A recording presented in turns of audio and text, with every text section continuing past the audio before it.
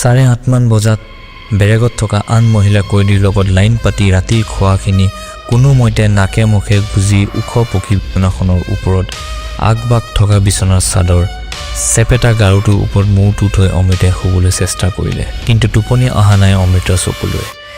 বাৰে বাৰে মনত পৰিছে জলন্ধৰৰ ঘৰখনলৈ, মাক দেউতাকলৈ। অমৃতাই আশা কৰিছিল দুদিনমান আগতে পাৰ হৈ যোৱা অমৃতাৰ জন্মদিনত মাক দেউতাকক দেখা পাব, কিন্তু কৰ্তৃপক্ষই মাক দেউতাকক অনুমতি নিদিলে লগ ধৰাৰ বাবে।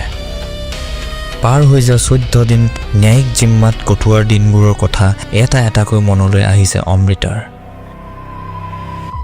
লাজ ভয় আতংকৰ মাজত কটাই অহা প্ৰতিটো দিন এক অজান ভয়ত কঁপি আছিল অমৃতা।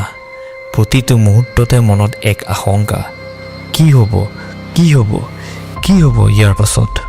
মনত এইবোৰ চিন্তা আহি থকাৰ মাজতে অকণমান টোপনি গ'ল অমৃতা।